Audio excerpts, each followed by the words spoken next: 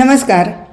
Paul Brunton लिखित आध्यात्मिक भारताचा रहस्यमय शोध या पुस्तकाचा अनुवाद आपण वाचत आहोत. आज आपण 12व्या प्रकरणाला सुरुवात करतो आहोत. प्रकरण 12, ज्योतिषशास्त्रातील चमत्कार. गंगेच्या किनाऱ्यावरील मंदिराचे घुमटाकार कळस तळपत्या सूर्यप्रकाशात चमकत होते. लोक नदीच्या पात्रात विधीपूर्वक स्नान करत होते. त्यांचा आवाज वातावरणात भरून राहिला होता. गंगेच्या काठावरचं हे उघड्यावरचं पौरात्य दृश्य माझ्या अपरिचित नजरेला अगदीच नवीन वाटत होतं. तिथल्याच एका वजनदार नौकेवर मी स्वार झालो. त्या नौकेचं टोक नागाच्या फण्यासारखं कोरलेलं होतं. मी नौकेच्या केबिनच्या छताला गेलो आणि तिथेच बस्तान जमवलं. 3 नाविक त्यांच्या त्या चमत्कारिक वल्ल्याने नाव वल्हवत होते. मुंबईहून आलेला एक व्यापारी माझ्या सोबतीला होता. माझ्या पुढ्यात बसल्यावर त्याने मला त्याच्याविषयी बरंच काही सांगितलं. तो मुंबईला गेल्यावर त्याच्या धंद्यातून निवृत्त होणार होता. तो खूप धार्मिक आणि तितकाच व्यवहारीही होता. स्वर्गात खजिना नोंदवत असतानाच आपल्या बँकेतही तेवढाच खजिना जमा करून ठेवायला तो चुकला नव्हता. एका आठवड्यापासून मी त्याला ओळखत होतो. मला तो सुस्वभावी, मनमिळावू आणि आनंदी वृत्तीचा वाटला. सुधेई बाबूंनी भविष्य वर्तवल्यावरून अगदी त्याच वयात मी निवृत्त होत आहे असं म्हणून तो गप्प बसला. याविषयी मी त्याला आणखी काही विचारावं अशी उत्सुकता त्याच्या चेहऱ्यावर स्पष्ट दिसत होती. त्याच्या त्या विचित्र विधानाने माझे कान टवकारले गेले. सुधेई बाबू? ते कोण आहेत? तुम्हाला माहिती नाही? ते बनारसमधील सर्वात विद्वान ज्योतिषी आहेत. अच्छा, फक्त एक ज्योतिषी? मी थोड्या तुच्छतेने हुंकारलो. कारण या जमातीच्या लोकांना मी मुंबईच्या मोकळ्या मैदानातील मातीत मांडी घालून बसलेलं पाहिलं होतं. कोलकात्यातील कोंदट लाकडी गाळ्यांमध्येही पाहिलं होतं. आणि मी ज्या शहरात भेटी दिल्या होत्या तिथे प्रवाशांच्या वाटेवर घोळका करून जमलेलं पाहिलं होतं. त्यांच्यापैकी बहुसंख्य लोक गलिच्छ दिसणारे, अस्ताव्यस्त केस राखलेले प्राणी होते.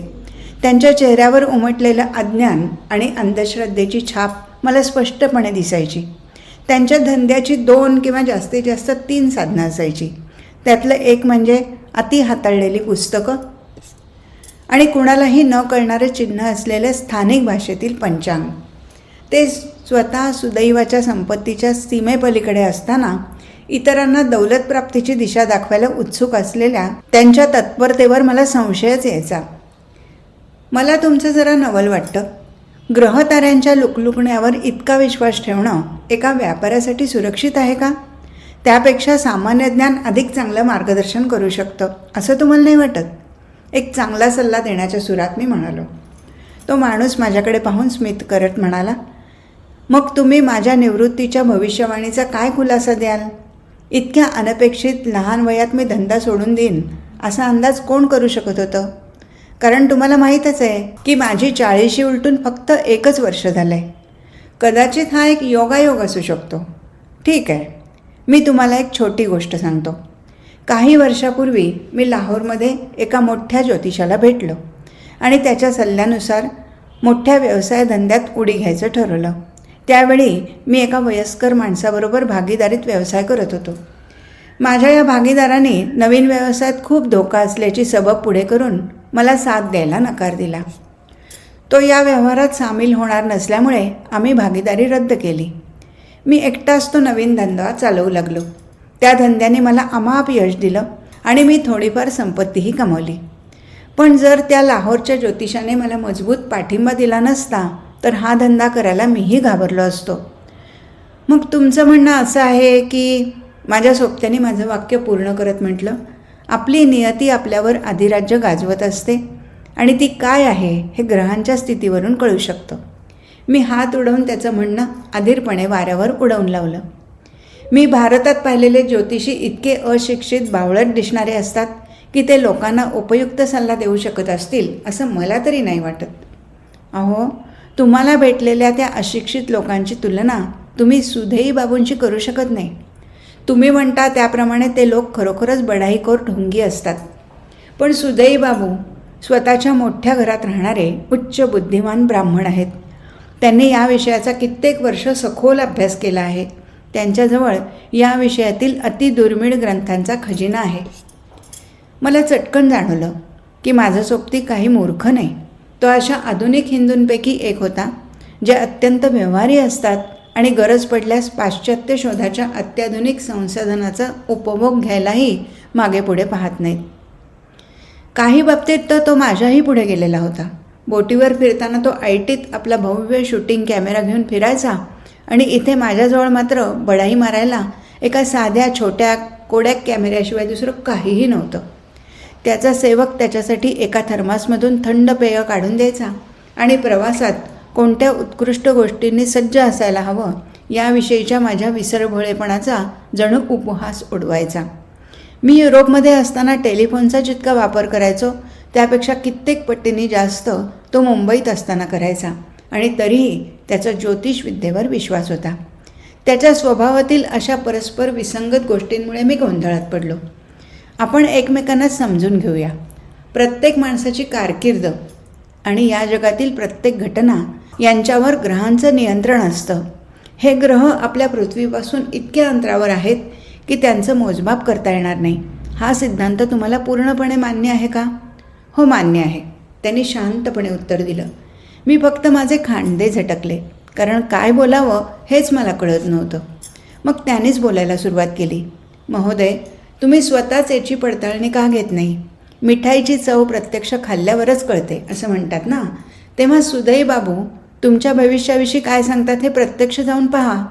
मला ढोंगीपणा करून बढाई मारण्याचं काहीच कारण नाही. माझा त्या माणसाच्या योग्यतेवर पूर्ण विश्वास आहे. भविष्य वर्तवणाऱ्यांविषयी माझ्या मनात नेहमीच संशय असतो, पण तरीही मी तुमच्या शब्दांवर विश्वास ठेवीन. तुम्ही मला या ज्योतिषाकडे घेऊन जाल? नक्कीच, उद्या माझ्याकडे या. दुपारचा चहा घेऊन आपण त्यांना भेटायला जाऊ. त्यानंतर आम्ही केवळ नौकाविहाराचा आनंद घेतला. विस्तृत महान पुरातन मंदिरं आणि पिवळ्या फुलांच्या ढिगाऱ्यात दडलेल्या छोट्या छोट्या पूजास्थानाच्या काठाकाठाने आमची नौका पाण्यावरून पुढे पुढे चालली होती. घाटावर बांधलेल्या लांब रुंद पायऱ्यांवर स्नान करणारे यात्रेकरूंकडे मी तटस्थतेने पाहू लागलो. त्यांच्याकडे पाहताना माझ्या मनात विचार आला, अंधश्रद्धांवर नियंत्रण ठेवण्याची बढाई जरी शास्त्र मारत असली तरीही मला अजून हे शिकायचं आहे की संशोधनावरही वैज्ञानिक दृष्टिकोनाचा अंकुश असायला हवा. माझा सोबती जर या देशात सर्वत्र पसरलेल्या सर्वसामान्य प्रारब्धवादाचा काही पुरावा देऊ शकत असेल तर मलाही माझं मन खुलं ठेवून त्यांचा अभ्यास करायला हवा. दुसऱ्या दिवशी माझ्या मनमिळावू मित्राने मला एका अरुंद प्राचीन रस्त्याकडे नेलं. रस्त्याच्या दोन्ही बाजूला सपाट छतांची घरं होती. आम्ही एका जुन्या दगडी भिंतीच्या खिळखिळीत झालेल्या इमारतीसमोर थांबलो. त्यांनी मला एका अरुंद अंधाऱ्या कमी उंचीच्या ओसरीतून आत नेलं. नंतर आम्ही एकावेळी एकच माणूस ये जाग करू शकेल इतक्या अरुंद जिन्याच्या पायऱ्या चढलो. त्यानंतर एका अरुंद खोलीतून पुढे जात आतल्या ऐस पैस अंगणात आलो. त्या अंगणाच्या अवतीभोवती इमारत बांधली होती. तितक्यात साखळीला बांधलेला एक कुत्रा आम्हाला पाहून जोरजोराने भुंकू लागला. वरंड्यात सगळीकडे मोठमोठ्या कुंड्या ओळीने लावल्या होत्या आणि त्यांच्यात उष्णकटिबंधातील पुष्पहीन झाडं लावलेली होती. मी माझ्या सोबत्या मागोमाग एका अंधाऱ्या खोलीत प्रवेश केला आणि उंबऱ्याला लावलेल्या तुटक्या पसरट दगडाला अडखळून जवळजवळ पडलोच. खाली वागताच वरंड्याप्रमाणे इथली जमीनही मातीची होती हे लक्षात आलं. ग्रहताऱ्यांच्या अभ्यासामुळे आलेला थकवा हा ज्योतिषी रोपांची देखभाल करण्यात घालवत होता की काय असा विचार मनात डोकावून गेला. माझ्या सोबत्यांनी ज्योतिषाला मोठ्याने हाक मारली. जुन्या इमारतीच्या भिंतीने आमच्या आवाजाचा प्रतिध्वनी आम्हाला ऐकवला. 2-3 मिनटं वाट पाहून आम्ही पुन्हा कुत्र्याच्या नजरेस पडून त्याला भुंकायला भाग पडलो. त्याच्या भुंकण्याने तरी या एकांतात असणाऱ्या घराच्या शांततेचा भंग व्हावा आणि आम्ही आल्याचं त्यांना कळावं हा आमचा प्रामाणिक हेतू होता. मला तर अचानक एखाद्या निरर्थक मोहिमेवर आल्यासारखं वाटलं. इतक्यात वरच्या मजल्यावरून कोणीतरी खाली उतरत असल्याची चाहूल लागली. एका हातात मेणबत्ती आणि दुसऱ्या हातात किल्ल्यांचा जुडगा घेतलेला साधारण चणीचा माणूस उंबरठ्यावर उभा होता. त्या अर्धवट अंधारात थोडंसं संभाषण झालं आणि ज्योतिषाने दुसऱ्या दाराचं कुलूप उघडलं. आम्ही त्या दारातून आत गेलो. खोलीच्या 2 उंच खिडक्यांवरील जाड पडदे उघडले. त्या खिडक्या बाल्कनीच्या दिशेने होत्या. उघड्या खिडक्यांमधून येणाऱ्या प्रकाशात ज्योतिषाचा चेहरा उजळून निघाला. एक असा माणूस माझ्या नजरेला पडला जो हाडामासाचा बनलेला नसून भूताच्या जगातून आलेली आकृती वाटत होता. याआधी इतका हडकुळा माणूस मी माझ्या उभ्या आयुष्यात कधीच पाहिला नव्हता. त्याचा प्रेतासारखा चेहरा, अत्यंत काटकुळं शरीर आणि जिवंत माणसाला न शोभणाऱ्या संथ हालचाली, या सगळ्याचं मिश्रण एक विचित्र परिणाम निर्माण करत होतं. त्यात कहर म्हणजे त्याच्या डोळ्याचा पांढरा ठसठशीत भाग या सगळ्यात आणखीनच भर घालत होता. डोळ्यांच्या त्या पांढऱ्या पार्श्वभूमीवर काळ्याभोर बुबळांचा विरोधाभास तीव्रतेने जाणवत होता. त्याने एका मोठ्या टेबलासमोर स्थान ग्रहण केलं. त्या टेबलावर खूप कागद पडले होते. तो माणूस बरीच सुसह्य इंग्रजी बोलू शकत होता. तरीही त्याने कोणत्याही दुभाषाच्या मदतीशिवाय माझ्याशी संवाद साधावा म्हणून मला बराच वेळ त्याची मनधरणी करावी लागली. मी इथे केवळ चौकशी करण्यासाठी आलो आहे, एक श्रद्धाळू किंवा ज्योतिष वगैरेवर विश्वास ठेवणारा म्हणून नाही, हे कृपया लक्षात घ्या. मी सुरुवात केली. मान हलवून संमती देत तो म्हणाला, होय, आधी मी तुमची पत्रिका बनवीन आणि मग बघा तुमचं समाधान झालं की नाही. तुमची फी किती आहे? मी ठराविकच रक्कम आकारत नाही. आर्थिकदृष्ट्या सुस्थितीत असणारे लोक 60 रुपये देतात, तर काही 20ही देतात. तुम्ही काय द्यायचं हे मी तुमच्यावर सोडतो. त्यावर मी त्याला भविष्याची चिंता करण्याआधी मला भूतकाळाचं ज्ञान पडताळून पाहणं आवश्यक असल्याचं सांगितलं. त्यानेही ते मान्य केलं. माझी जन्मतारीख विचारून तो थोडा वेळ त्याचं गणित मांडण्यात गर्क झाला. 10 मिनिटांनंतर तो खुर्चीवरून उठला आणि त्याच्या खुर्चीमागे ठेवलेल्या पिवळ्या पानांच्या आणि भूर्जपत्रांच्या हस्तलिखित थप्पी चाळू लागला. थोड्या वेळानंतर त्याने त्या थप्पीतून खूप जुन्या झालेल्या आयताकृती कागदाचं छोटं बंडल बाहेर काढलं. त्यानंतर एका कागदावर काहीतरी विचित्र आकृती काढून म्हणाला, तुमच्या जन्माच्या वेळी ही ग्रहस्थिती होती आणि हे संस्कृत पुस्तक या पत्रिकेतील प्रत्येक घराचा अर्थ स्पष्ट करतं. आता तुमचे ग्रह काय सांगतात ते हे मी तुम्हाला सांगतो. त्याने त्या रेखाकृतीचा म्हणजे कुंडली काळजीपूर्वक अभ्यास केला. जवळच्या पुस्तकातील संदर्भ तपासले आणि नंतर पुन्हा संथ, भावविहीन, सपाट आवाजात बोलू लागला.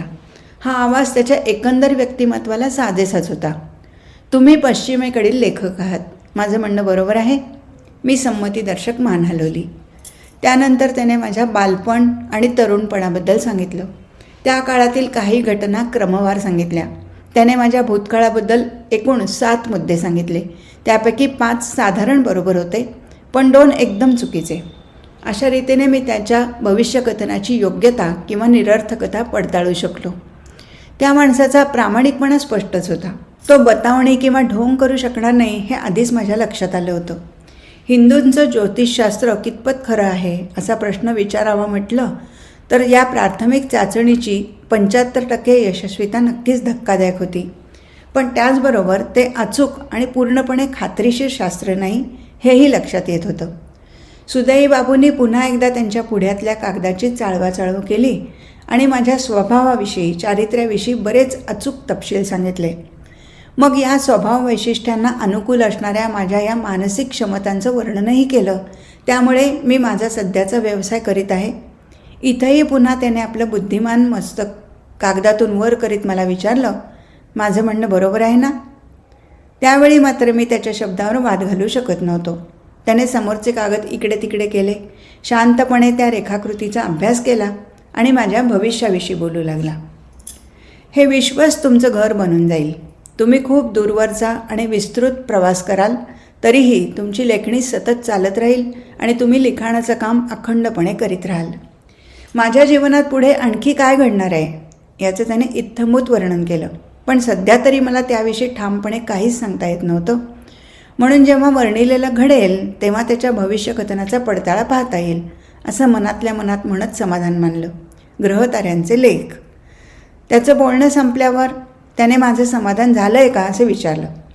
या धरणीवरील माझ्या 40 वर्षाच्या भूतकाळाचं त्यानं केलेलं बरंचसं अचूक वर्णन आणि माझी मानसिकता दाखवण्याच्या त्याच्या प्रयत्नात त्याला आलेलं संपूर्ण यश, या 2 गोष्टींमुळे मी जी टीका करण्यासाठी सरसावून आलो होतो तिला वाचाच फुटली नाही. मी स्वतःलाच प्रश्न केला, हा माणूस केवळ अंदाजाने घडलेल्या काही गोष्टी मोठ्या करून तर सांगत नाही ना? तो केवळ चतुराईने अंदाजपंचे ते करीत नसावा ना? असं असलं तरीही त्याने वर्तवलेल्या भाकिताने मी खूपच प्रभावित झालो होतो. ही गोष्ट मला प्रांजळपणे कबूल करावीच लागेल. आणि तरीही केवळ येणारा काळच ही भाकितं कितपत योग्यतेची आहेत हे सांगू शकणार होता. प्रारब्धाच्या अंधकारमय प्रश्नाविषयी माझा पश्चिमी दृष्टिकोन पत्त्याच्या बंगल्यासारखा कोसळून जमीनदोस्त झाला आहे का? या सगळ्या घटनांविषयी काय म्हणता येण्यासारखं होतं? मी उठून उभा राहिलो आणि खिडकीजवळ जाऊन तिथून दिसणाऱ्या घरांकडे टक लावून पाहत माझ्या खिशातील चांदीच्या रुपयाशी खेळू लागलो. शेवटी वळून पुन्हा माझ्या जागेवरून बसत त्या ज्योतिषाला विचारलं, इतक्या दूरवरच्या अंतरावरून हे ग्रहतारे माणसाच्या जीवनावर प्रभाव टाकतात ही गोष्ट तुम्हाला अशक्य का वाटत नाही? त्याने मार्दवतेने उत्तर दिलं, दूरवरच्या चंद्राला सागर भरती ओहोटीच्या रूपाने प्रतिसाद देत नाही का? पौर्णिमा अमावस्येला मानवी शरीरात बदल घडत नाहीत का? सूर्याच्या अनुपस्थितीमुळे मानव उदास मनस्थितीला बळी पडत नाही का? हो, बरोबर आहे. पण एवढ्यावरून ज्योतिषशास्त्राविषयी दावा करता येणार नाही. मी प्रवास करत असलेलं जहाज बुडेल की नाही याच्याशी मंगळ किंवा गुरुचं काय देणं घेणं असेल? त्याने अविचल नजरेनं माझ्याकडे पाहिलं. ग्रहांना तुम्ही आकाशातील फक्त चिन्हच मानावं हे बरं. खरं तर ते आपल्यावर प्रभाव पाडत नसतात, तर आपल्या भूतकाळच आपल्यावर प्रभाव टाकत असतो, तो म्हणाला. मानव पुन्हा पुन्हा जन्म घेतो आणि त्याचं प्राक्तन प्रत्येक जन्मात त्याचा पाठलाग करतं. हे तत्त्व जोपर्यंत तुम्ही मान्य करणार नाही तोपर्यंत ज्योतिषशास्त्राचं स्वरूप व्यवस्थित समजू शकणार नाही. मनुष्य जर आपल्या दुष्कृत्याचा परिणाम भोगण्यापासून एका जन्मात वाचला तरी ते कर्म त्याला पुढच्या जन्मात शिक्षा करेल. तसंच त्याला त्याच्या सत्कृत्यांचा मोबदला एका जन्मात मिळाला नाही तर दुसऱ्या जन्मात अवश्य मिळतोच. मानवी आत्मा परिपूर्णतेच्या पातळीला पोहोचेपर्यंत तो या पृथ्वीवर पुन्हा पुन्हा जन्म घेत राहतो. हे तत्त्व बाजूला सारलं तर वेगवेगळ्या लोकांचं बदलतं नशीब म्हणजे केवळ योगायोग किंवा अंध नशिबाचा परिणाम आहे असं दिसून येईल. पण न्यायपूर्ण नियती असं घडू देईल का? नाही. आमची ही श्रद्धा आहे की जेव्हा माणसाचा मृत्यू होतो तेव्हा त्याचं चारित्र्य, विचार, आशा, आकांक्षा, वासना तोपर्यंत कायम राहतात जोपर्यंत तो पुन्हा हाडामासाचं शरीर धारण करून एका नवजात बालकाच्या रूपात या पृथ्वीवर जन्म घेत नाही. पूर्वजन्मात केलेल्या सत्कर्माचं किंवा दुष्टकृत्याचं योग्य ते बक्षीस अथवा शिक्षा या किंवा यानंतरच्या जन्मात मिळत असतात. प्रारब्धाचा खुलासा आम्ही असा करतो. एके दिवशी पुरामध्ये तुमचं जहाज बुडण्याचा गंभीर धोका आहे असं जेव्हा मी सांगितलं तेव्हा त्याचा अर्थ त्या छुप्या न्यायदेवतेने, ईश्वराने तुमच्यासाठी हे निश्चित केले असं आहे. कारण ती तुमच्या पूर्वजन्मीच्या काही वाईट कृत्यांची शिक्षा असेल. ग्रह तुमच्या जहाज बुडवण्याला कारणीभूत ठरणार नाहीत, पण ती घटना तुमच्या पूर्वजन्मीच्या कर्माचा परिणाम असेल ज्यातून सुटका होणं केवळ अशक्य आहे. ग्रह किंवा त्यांची स्थिती ही तर फक्त या नियतीचे सूचक चिन्ह असतात. ते असं का करतात हे मी सांगू शकणार नाही. कोणताही मानवी मेंदू ज्योतिषशास्त्राचा शोध कधीच लावू शकणार नाही. ते तर आमच्या अतिप्राचीन त्रिकालज्ञानी द्रष्ट्या महापुरुषांकडून फार वर्षापासून मानवाच्या हितासाठी उघड केलेलं दालन आहे. हे तर्कशुद्ध वाटणारं निवेदन ऐकत असताना त्यावर काय बोलावं हे मला सुचत नव्हतं. तो ज्योतिषी एखाद्याच्या आत्म्याला आणि भविष्याला नशिबाच्या दाव्याला बांधू शकतो, पण कोणत्याही पाश्चात्य माणसाला आपल्या मुक्त इच्छेनुसार वागण्याचं किमती स्वातंत्र्य असतं. तो हा स्वयंनिर्णयाचा अधिकार हिरावू देणार नाही. माझ्यासारख्या कोणत्याही पाश्चात्याला त्याने उचललेल्या पावल्यासाठी तो स्वतः नव्हे तर नियती जबाबदार असते हे ऐकून राग अनावरच होईल ना. मी थक्क होऊन त्या सडपातळ स्वप्नाळू माणसाकडे, राशीचक्राच्या दूरवरच्या चिन्हांकडे भटकणाऱ्या त्या फिक्कट पिवळसर त्वचेच्या माणसाकडे बघत राहिलो. मी त्याला म्हणालो, दक्षिणेच्या काही प्रांतात धर्मोपदेशकानंतरचं मानाचं स्थान ज्योतिषाचं असतं आणि कोणत्याही महान कार्याच्या आधी त्याचा सल्ला घेतला जातो. हे तुम्हाला माहीत आहे का? आम्हा युरोपियनांना अशा परिस्थितीवर हसू येईल, कारण आम्ही अशा भविष्यकथनाकडे फारशा हळव्या नजरेने पाहत नसतो. आपण स्वतंत्र व्यक्ती आहोत, कठोर नियतीचे दैवहीन बळी नाही असा विचार करायला आम्हाला आवडतं.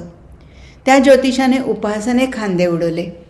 हितोपदेश नावाच्या आमच्या एका जुन्या पुस्तकात नियतीने जे ठरवलं आहे आणि माणसाच्या कपाळावर लिहून ठेवलं आहे त्याचा विरोध करण्याचं सामर्थ्य कोणातच नसतं असं घोषित केलं आहे.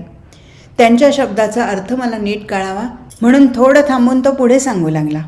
आपल्या कर्माची फळं आपल्याला भोगावीच लागतात, त्यात तुम्ही काय करू शकता? मला काही या विधानाची खात्री पटत नाही असं सांगून मी माझ्या भावना व्यक्त केल्या. माणसाच्या नशिबाचं कथन करणारा तो माणूस खुर्चीवरून उठला. मला त्याचा इशारा कळला आणि मी निघण्याची तयारी केली. खोल विचारपूर्वक स्वरात तो पुटपुटला, सगळं ईश्वराच्या अधीन आहे, त्याला कोणी चकवू शकत नाही. आपल्यापैकी खऱ्या अर्थाने मुक्त कोण आहे? जिथे ईश्वर नाही अशा कोणत्याही स्थळी आपण जाऊ शकतो.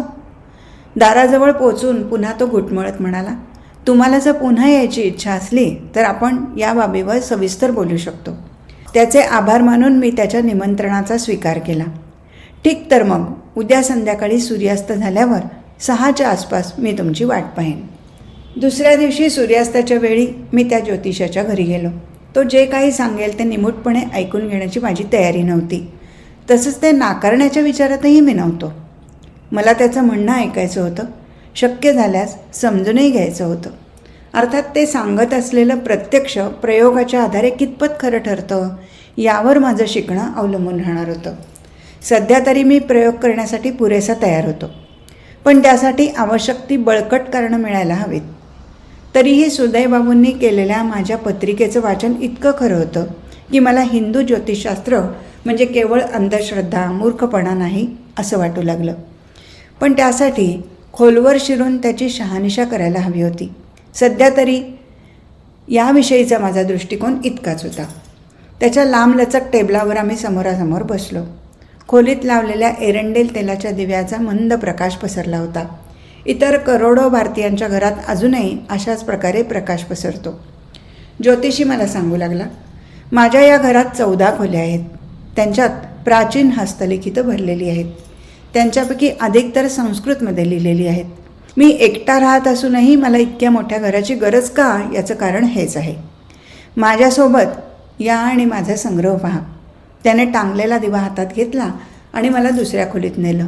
आतमध्ये भिंतींना लागून उघड्या पेट्या, खोकी ठेवलेली होती. त्यापैकी एकात डोकून मी पाहिलं तेव्हा मला ते पुस्तकं आणि कागदांनी भरलेलं दिसलं. इतकंच नव्हे तर जमिनीवरही वेगवेगळे कागद, भूर्जपत्रावरील हस्तलिखितांचे गठ्ठे आणि त्यांची पानं कालानुक्रमे झिजलेली आहेत. मुखपृष्ठांचे रंग फिके पडलेले आहेत. अशी अनेक पुस्तकं इतस्ततः विखुरलेली होती.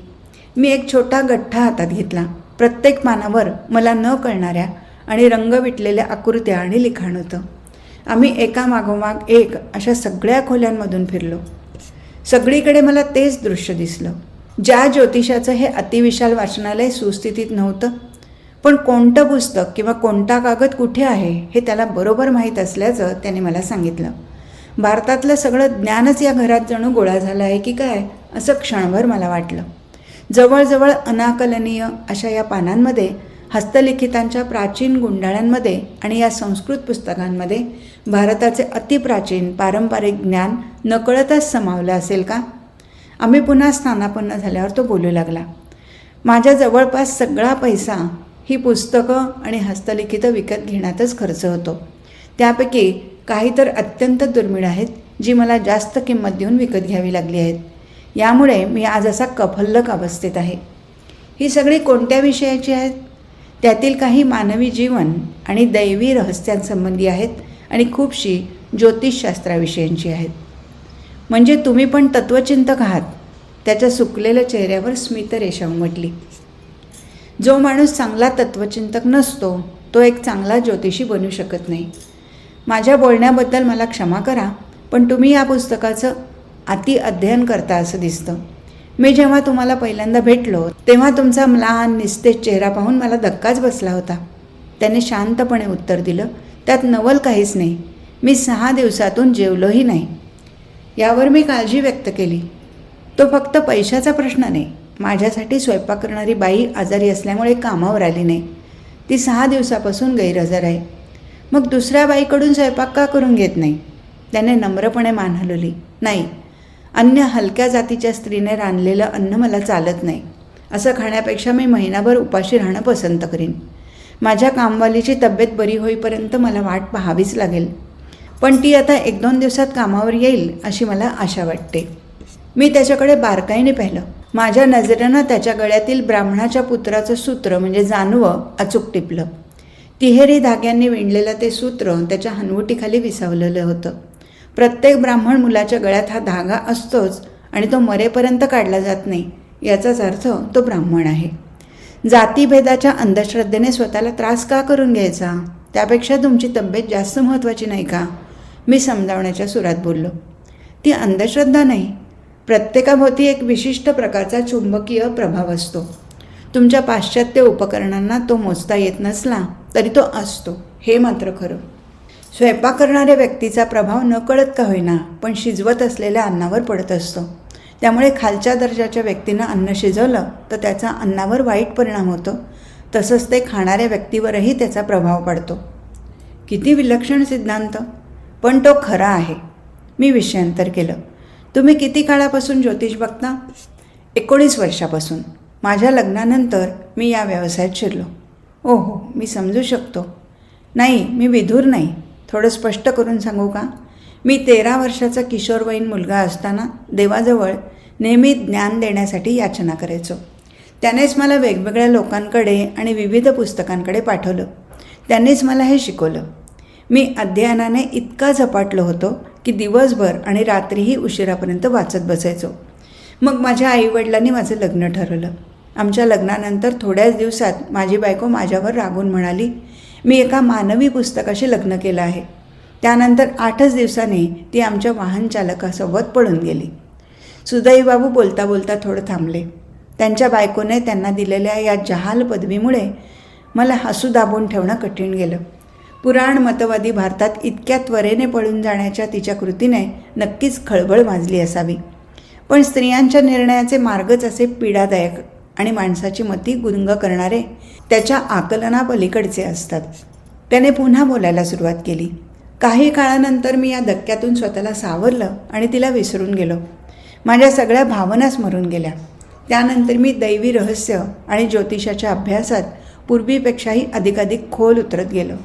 त्याचवेळी मी मोठ्यात मोठं अध्ययन हाती घेतलं आणि ब्रह्मचिंतन या पुस्तकाचं वाचन केलं.